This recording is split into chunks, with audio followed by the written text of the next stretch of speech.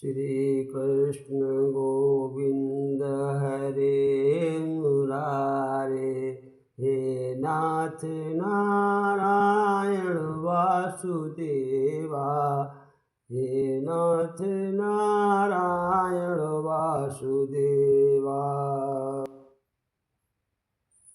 अर्जुन भगवान श्री कृष्ण से पूछते हैं कि हे मधुसूदन, मनुष्य मृत्युलोक के बाद कहाँ चला जाता है? शरीर त्यागने के बाद मनुष्य को अपने कौन लोक में जाना पड़ता है? भगवान कहते हैं कि हे अर्जुन, शरीर त्यागने के बाद मनुष्य अपनों का साथ छोड़ करके अपने प्रारब्ध के अनुसार अपने पापों और पुण्यों का हिसाब चुकाने के लिए अगले जन्म में चला जाता है। जो भोग योनियां बनी हैं अर्जुन, जो दो प्रकार की हैं, उच्च योनियां और नीच योनियां। एक की आत्मा उच्च योनि में रहकर पुण्य भोगता है और पाप करने वाले मनुष्य नीच योनि में जाकर नरक भोगता है। हे पार्थ, कभी ऐसा भी होता है कि कई प्राणी स्वर्ग को और नरक को मृत्यु लोक में ही भोग लेते हैं, इसी लोक में भोग लेते हैं। अर्जुन पूछते हैं वो कैसे? हे अर्जुन, यूँ समझो कि संपन्न मनुष्य एक महल में रहता है और उसकी सेवा के लिए दास दासियां हर समय खड़ी रहती हैं। उसका एक एकलौता जवान बेटा है जिसे वो संसार में सबसे अधिक प्रेम करता है और आपको संसार का सबसे भाग्यशाली मनुष्य समझता है, परंतु एक दिन उसका जवान बेटा किसी दुर्घटना में मारा जाता है, तो इसके बाद वह सौभाग्यशाली समझने वाला व्यक्ति मरते दम तक नरक की पीड़ा भोगता रहता है। पार्थ, उस समय उस मनुष्य ने अपने जीवन में जो सुख भोगे हैं वह स्वर्ग की भांति थे, और पुत्र की मृत्यु के बाद उसने जो दुख भोगे हैं वह नरक के दुख के से बढ़कर थे। इसलिए किसी को अपने जन्म के कर्मों के अनुसार सुख दुख। अर्जुन पूछते हैं हे मधुसूदन, अब ये बताओ कि मनुष्य सुख दुख कैसे और कहाँ भोगता है? पुण्यवान मनुष्य अपने पुण्यों के कारण गंधर्व, किन्नर अथवा देवताओं की योनियां धारण करके स्वर्ग लोक में तब तक रहता है जब तक उसके पुण्य क्षीण नहीं हो जाते। अर्जुन, प्राणी के हिसाब में जितने पुण्य कर्म होते हैं उतनी ही देर तक उसे स्वर्ग में रखा जाता है। जब पुण्यों के फल की अवधि समाप्त हो जाती है तो फिर उसे मृत्युलोक में वापस आना पड़ता है और मृत्युलोक में पुनर्जन्म धारण करना पड़ता है। परंतु ये बताओ कि सब कि स्वर्ग लोक में पुण्य क्यों समाप्त होते हैं? वहाँ जब वह देव योनि में होता है तो वह अवश्य अच्छे कर्म करता होगा और उसे इस अच्छे कर्मों का पुण्य तो प्राप्त होता ही हो। भगवान कहते हैं नहीं अर्जुन, उच्च योनि में देवता बनकर प्राणी जो अच्छे कर्म करता है या नीच योनि में जाकर प्राणी जो क्रूर कर्म करता है, उन कर्मों का उसे कोई फल नहीं मिलता। क्यों? ऐसा क्यों? भगवान कहते हैं क्योंकि हे अर्जुन, वो सब भोग योनियां हैं, वहाँ प्राणी को अपने अच्छे बुरे कर्मों का फल भोगना पड़ता है और इन योनियों में किए गए कर्मों का पाप या पुण्य उन्हें नहीं लगता। केवल मनुष्य की योनि में ही पाप पुण्य होता है, क्योंकि यही एक कर्म योनि है। इसका अर्थ है कि यदि कोई पशु किसी की हत्या करे तो उसे पाप नहीं लगता है, ये बताओ। और कोई मनुष्य किसी की अकारण हत्या करे तो पाप लगेगा अर्जुन? परंतु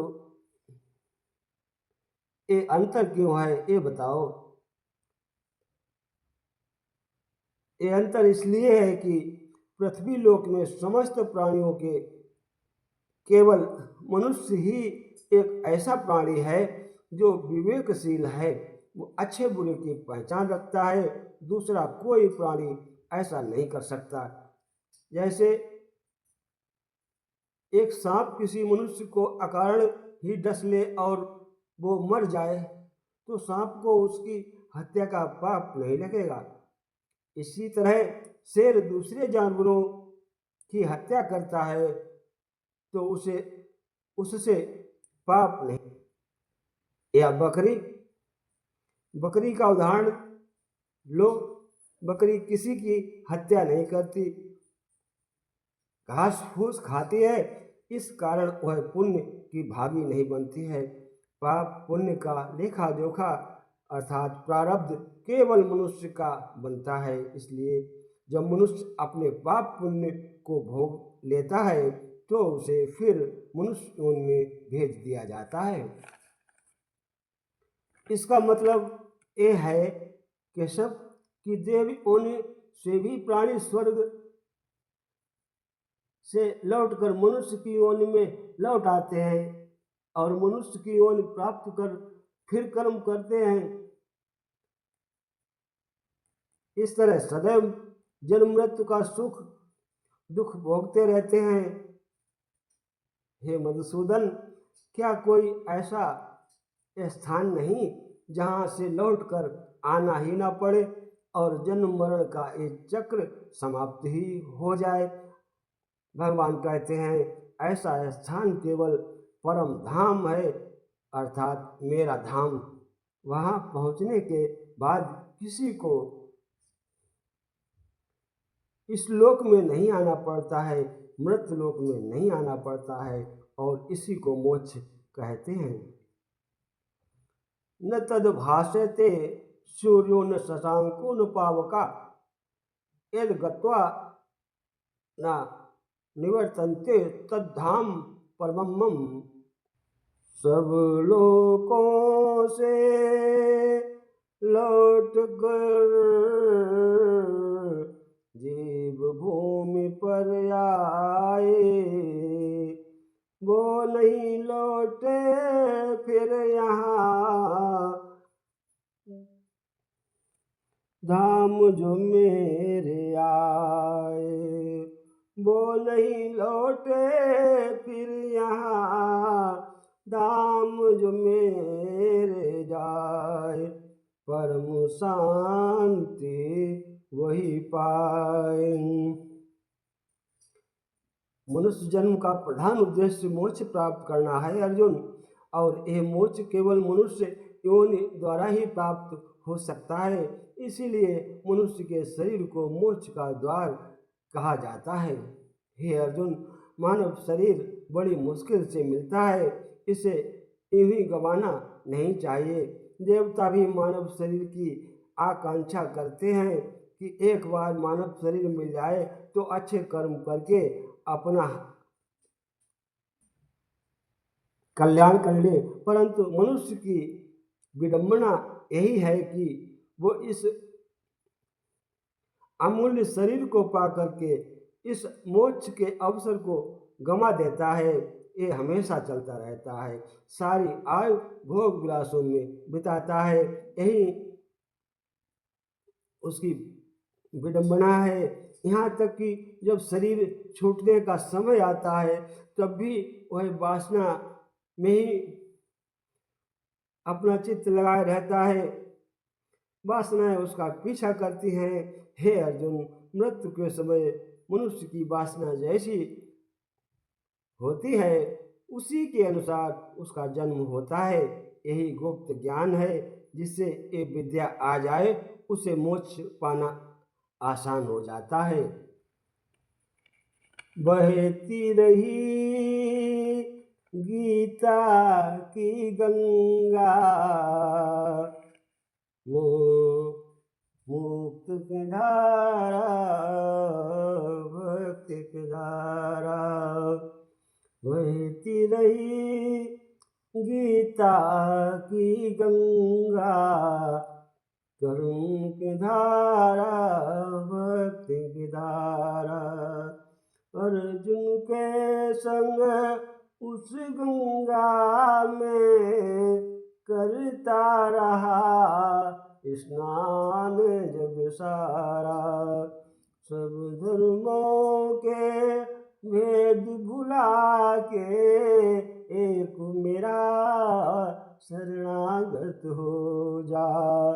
मैं हर पापों से मुक्ति दूंगा, शोक न कर मेरे भक्ति में खो जा। शोक न कर मेरी भक्ति में खो जा। पितुमातु स्वामी सखा हमारे, हे नाथ नारायण वासुदेवा। पितुमातु स्वामी सखा हमारे, हे नाथ नारायण वासुदेवा।